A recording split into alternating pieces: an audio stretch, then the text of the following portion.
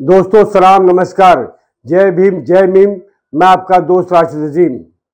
मुल्क की मोतबर शख्सियत बुजुर्ग आलिम दीन हज़रत मौलाना खलीलुर रहमान सज्जाद नोमानी साहब को महाराष्ट्र असम्बली इंतखाबात के नतायज आने के बाद से नेशनल मीडिया और सोशल मीडिया पर महाविकास अघाड़ी की शिकस्त और फिरका परस्त महायुति की जीत का जिम्मेदार बताकर उनकी बेदाग शख्सियत को दागदार करने की नाकाम कोशिश की जा रही है।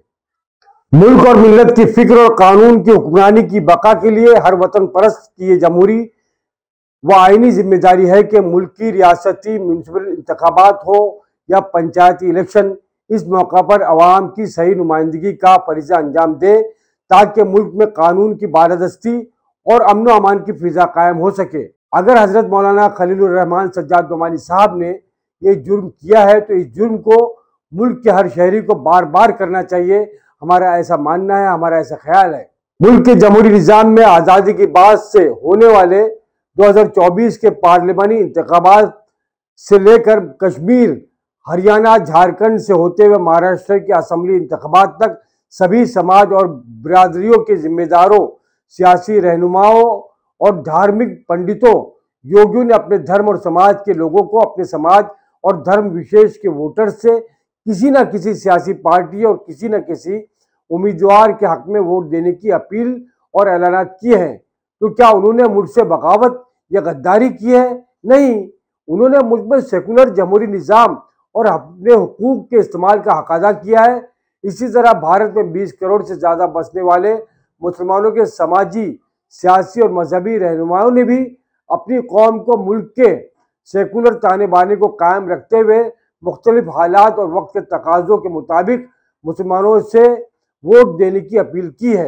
और इस तरह के तजुर्बात भारत के चुनावी फैक्ट्री में होते रहे, कभी वो कामयाब हुए और कभी नाकामयाब। मौलाना का ये सियासी तजुर्बा पहला था, हो सकता है आप कहें नाकामयाब हो गया, कोई बात नहीं। बड़े बड़े सियासतदान और साइंसदानों के पहले तजुर्बे नाकामयाब हुए और आखिर में वो अपने मकसद में कामयाब भी हुए, मुसलसल जद्दोजहद और काविशों की बिना पर। एक दिन हम भी कामयाब होंगे।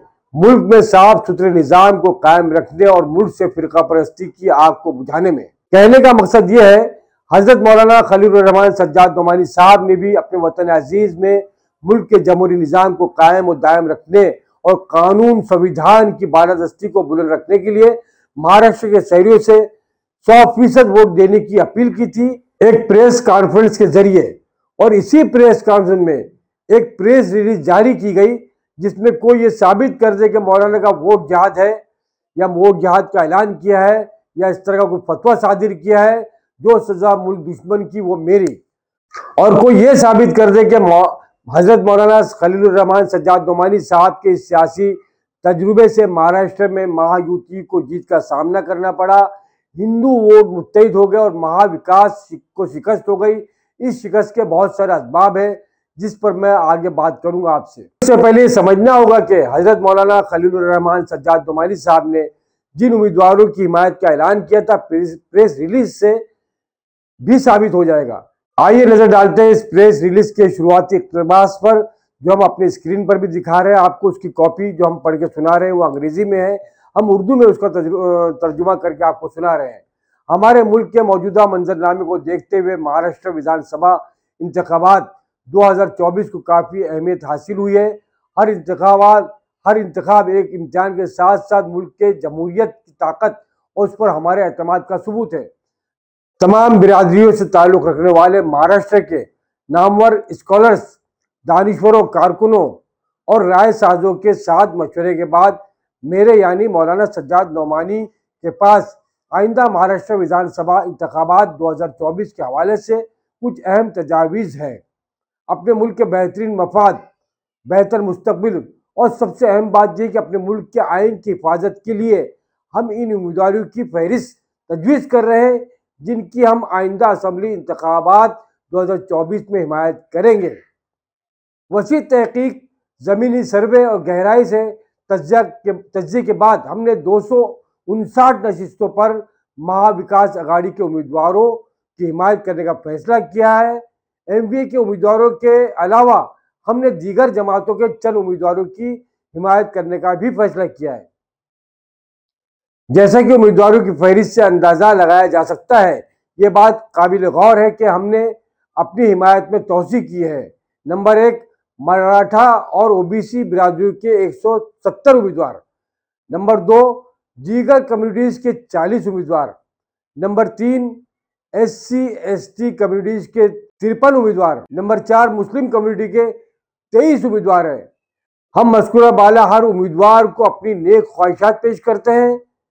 हमें उम्मीद है कि ये इंतखाबात हमारी जमहूरियत, हमारे आइन को मजबूत करेंगे और उनके लिए नुकसानदा कुव्वतों को रोकेंगे।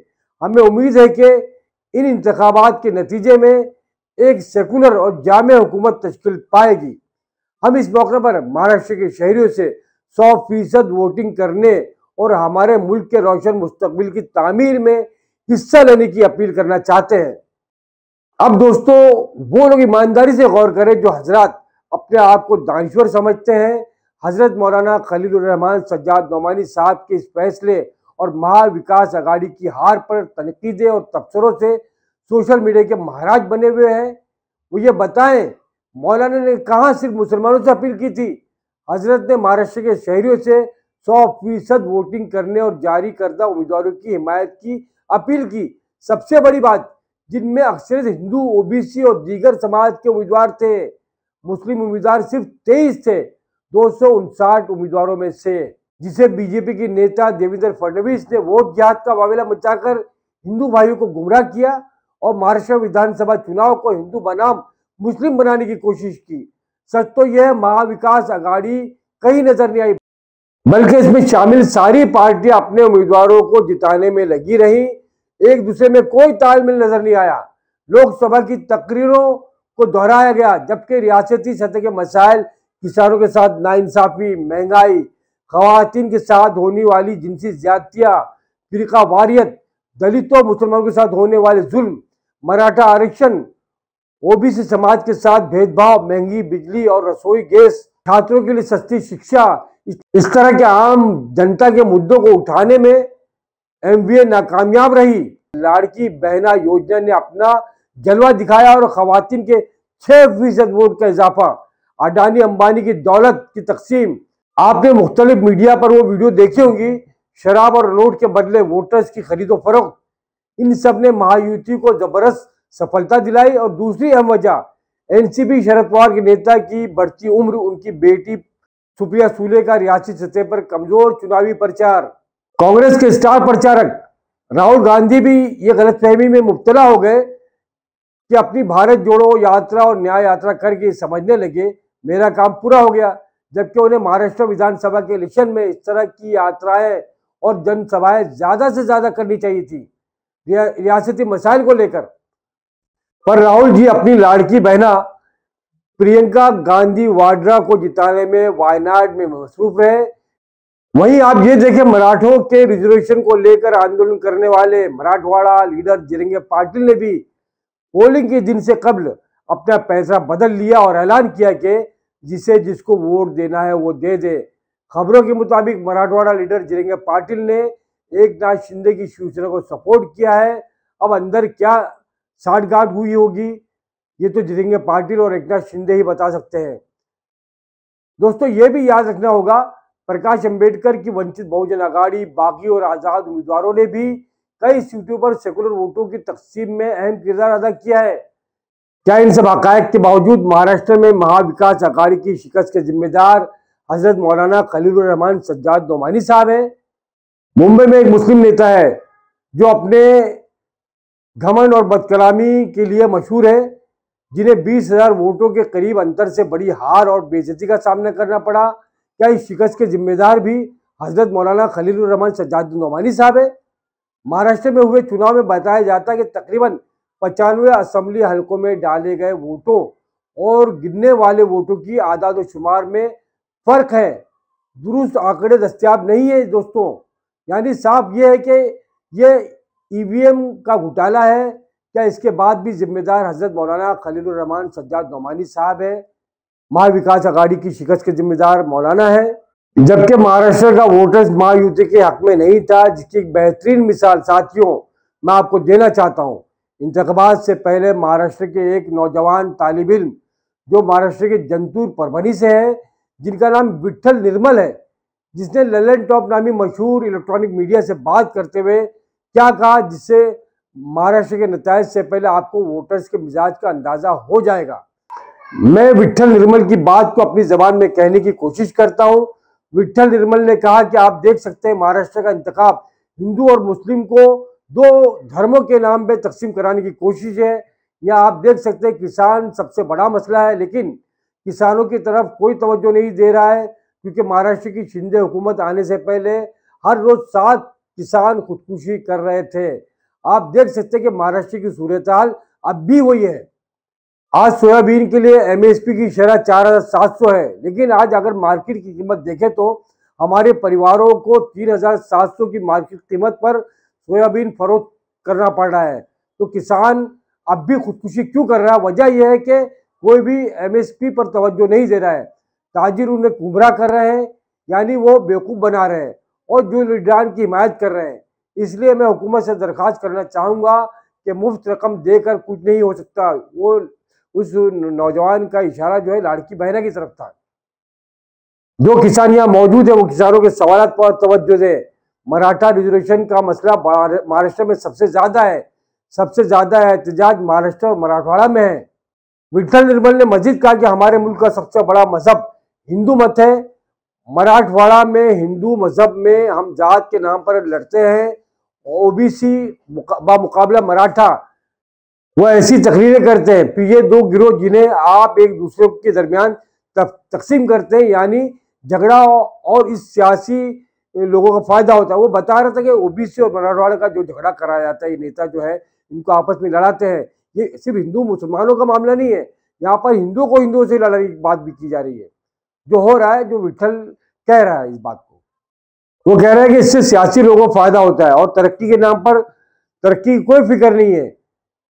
कल से मैं मराठा हूँ, मैं मराठा जात ओबीसी और ओबीसी के बारे में बात करूंगा। नाम ओबीसी कहलाएगा, फिर कौन तरक्की के बारे में बात करेगा? कोई तरक्की के बारे में बात नहीं कर रहा है। इसलिए मैं हुकूमत से दरख्वास्त करना चाहता हूँ, और जो सियासत करते हैं वो सियासत जात मजहब जात पात पर ना करें, वो तरक्की के बारे में बात करें। हमें तरक्की दिखाए, हमें दिखाए कि हमने क्या किया है। हमने वो स्कूल बनाया है, हमने ये किया है, हमने वो किया है। हमें झंडे की सियासत नहीं करनी है, हमें तरक्की की सियासत चाहिए। साथियों, ललन टॉप के इस इंटरव्यू का लिंक आपको आमना सामना मीडिया के इस वीडियो के डिस्क्रिप्शन बॉक्स में मिल जाएगा। आप देख सकते हैं वहां पर कि विट्ठल ने क्या कहा। दोस्तों, इन सभी जमीनी हकायक के बावजूद महायुति जबरदस्त अक्सरियत हासिल करके महाविकास को खत्म कर देती है। नौबत यह आ गई कि अब महाराष्ट्र में कोई विपक्षी नहीं बचा है। महाविकास आघाड़ी के इतने सारे लीडर मिलकर भी महाराष्ट्र को बचा नहीं पाए और इल्जाम लगा दिया मुल्क की मोतबर शख्सियत आलिम दीन हजरत मौलाना खलीलुर रहमान सज्जाद नोमानी साहब पर, जिन पर तनकीदें करने का कोई मौका हाथ से नहीं देना चाहते हैं ये आकिबत ना अंदेश नाम निहाद दानिश्वर तबका और मजलिस इत्तेहादुल मुस्लिमीन के कारकुनान और लीडरान, जिसकी जिंदा मिसाल मैं यहाँ देना चाहता हूँ। दोस्तों, औरंगाबाद ईस्ट की सीट पर गफ्फार कादरी, जो पिछले 2 मरतबा से मजलिस के उम्मीदवार रहे और हर मरतबा दूसरे नंबर पर रहे, इस मरतबा वो मजलिस के बजाय दूसरी पार्टी से उम्मीदवार बने थे। उनके हक में वोट डालने वाले महज 5500 वोटर्स थे। क्या मौलाना की बात इतने ही लोगों ने सुनी? और गफ्फार कादरी का कोई अपना कैडर नहीं था? जबकि इस सीट पर 2014 से बीजेपी अपनी कामयाबी दर्ज कराती आ रही है। बाद सीटों से मुतालिक ये कहा जा रहा है कि वहां एक उम्मीदवार को हराने 10 उम्मीदवार खड़े हो गए। औरंगाबाद ईस्ट से ऑल इंडिया मजलिस इत्तेहादुल मुस्लिमीन के उम्मीदवार इम्तियाज जलील ने 91,113 वोट हासिल किया और 2,161 वोट से हार गए। दोस्तों, अगर आप दीगर मुस्लिम उम्मीदवारों के वोट देखें, स्क्रीन पर आप देख सकते हैं इन उम्मीदवारों ने कितने वोट हासिल किए। आप गौर कीजिए, इम्तियाज जलील को शिकस्त देने के लिए मौलाना नौमानी साहब की हिमायत करदा समाजवादी पार्टी के उम्मीदवार सिर्फ अब्दुल गफ्फार कादरी नहीं है, बल्कि इन 15 उम्मीदवारों ने मिलकर 15,347 वोट हासिल किया।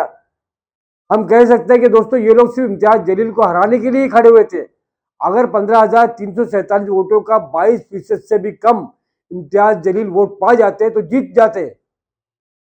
मजलिस इत्तेहादुल मुस्लिमीन के लोग ये भी बताए कि मौलाना के एक ऐलान से हिंदू वोटर्स मुत्तहिद हो गए। तो इम्तियाज जलील के एक रैली से आप सल्लल्लाहु अलैहि वसल्लम के नाम पर जो उन्होंने अपनी सियासी रोटियां सेकते हुए औरंगाबाद से महाराष्ट्र के कई गांव देहातों से गुजरते हुए अपने जज्बाती नारों का जाल बिछाते हुए हिंदुओं की एकता की जमीन हमवार करते हुए मुंबई पहुंचे थे, तो क्या उस वक्त जो है हिंदू वोट बैंक मुत्तहिद नहीं हुआ था, उनमें एकता नहीं हुई थी?